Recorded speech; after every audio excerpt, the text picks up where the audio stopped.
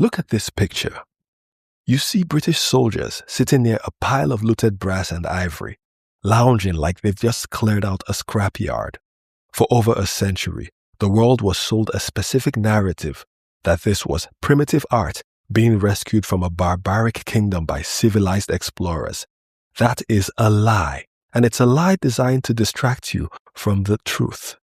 What the British Navy actually hauled away from Benin City in 1897 wasn't just metal. It was a 500-year-old imperial archive, the physical, immutable record of a trade monopoly that the British Empire simply couldn't break through diplomacy.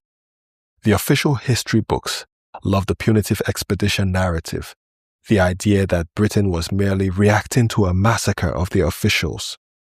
But as thinking people, we have to look at the data. Why did those British officials force their way into a sovereign nation during a sacred festival they were explicitly told multiple times not to attend? They weren't there for a chat. They were probing a defense system they had intended to dismantle for years. Before we expose the economic motives behind the raid, we have to understand the Igun N'Eromwon, the state-sponsored engineers who held the keys to the empire's proprietary source code. In the 15th century, while much of Europe was still clunky with basic stone masonry, the Igun N'Eromwon were producing metallurgical masterpieces using the lost wax casting method. This wasn't just art, it was high-precision engineering. When these hit London, the experts suggested they were made by wandering Greeks or lost Portuguese travelers, because obviously, if it's brilliant and African, it must be an import, right? The reality was far more strategic. The Oba, the CEO of this empire, kept this guild under a high-security monopoly. These craftsmen lived in a restricted district because the bronzes they produced were the empire's proprietary record. To understand the genius here, you have to understand the lost wax process. This wasn't casting in the sense of a factory line. It was a high-stakes, one-shot operation. A master carver would create a detailed beeswax model over a clay core. This was then invested in more clay and heated. The wax would melt away, literally lost, leaving a perfect negative space. Molten bronze was then poured in. If the temperature of the alloy was off by even a few degrees, or if the clay had a single air bubble, the bronze would shatter or fail to fill the fine details. There was no undo button, there was no copy-paste. Each plaque was a unique master file. This database was extensive. When a new Oba took the throne, a commemorative head was commissioned to honor his predecessor, effectively a physical king's list. When the empire won a war, the Igun N'Eromwon recorded the victory in brass. We see this in plaques today, detailed depictions of military campaigns led by warrior kings like Oba-ovonramwen and Oba-ovonramwen, featuring the severed heads of defeated rivals. This archive was the intellectual heart of a state that had dominated the region for half a millennium. But an archive this valuable requires more than just skilled engineers. It requires a city built like a fortress. When 17th century Dutch explorers like Alfred Dapper entered Benin City, they didn't find a primitive settlement. They found a master-planned metropolis. They described streets as straight as a die and wider than the avenues of Amsterdam. The city was a machine. It featured a sophisticated lighting system using palm oil lamps that illuminated the main thoroughfares at night, centuries before many European capitals had reliable street lighting. But the real masterpiece of infrastructure was the Iya, or the Benin Walls. We're talking about 16,000 kilometers of massive earth banks and ditches, a network 4 times longer than the Great Wall of China. Now let's look at this realistically. Even if you stationed just one soldier every 10 meters, you would need an army of 1.6 million men just to man the perimeter. Benin didn't have 1.6 million soldiers. They didn't need them. The walls were an exercise in psychological warfare. The real genius was in the exaggeration of security.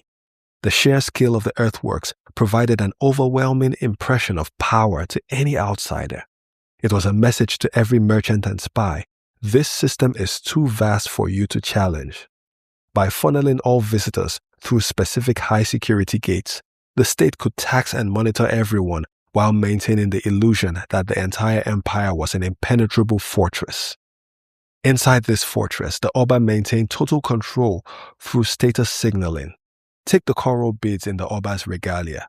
These weren't just jewelry, they were crown property. To be caught wearing coral without royal authorization was a capital offense. It was a visual security clearance system. It was a perfect system of regional control, until the global rules of the game were deleted in a boardroom in Europe during the most brazen trade war in history. When the British finally breached those gates, they tried to dismiss what they found by creating the Manila myth, the lazy historical take that Benin just melted down cheap European brass bracelets to make these works. While Benin did import copper, forensic analysis reveals they didn't just melt it, they engineered it. They used a sophisticated alloy of copper, lead, and tin, a proprietary recipe that ensured the metal would flow into the most intricate details of the mold without cracking. But why didn't they cast cannons? Because for 500 years, they didn't need to.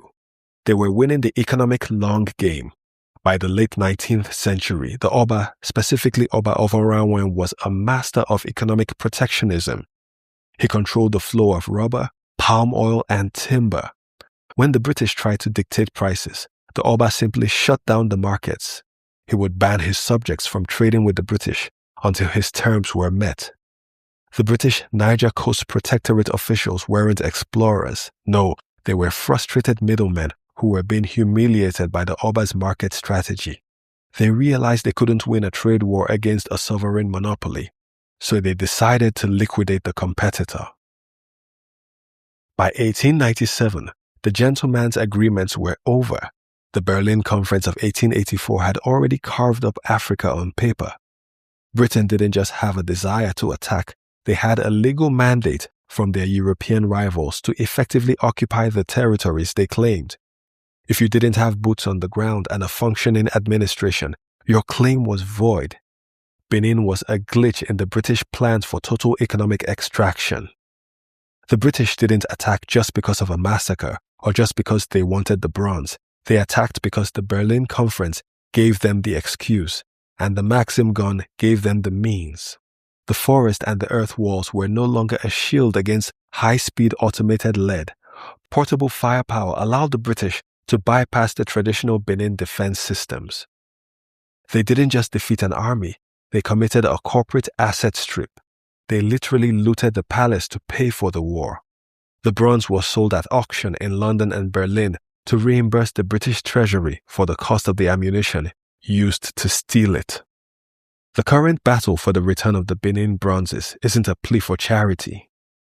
It's a 125-year-old litigation over stolen records. Germany recently transferred ownership of over 1,100 bronzes back to Nigeria, and the experts are at it again.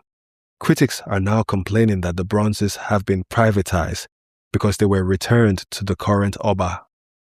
The institutions that spent a century profiting from stolen archives are now complaining that the archives have been returned to the rightful archivist.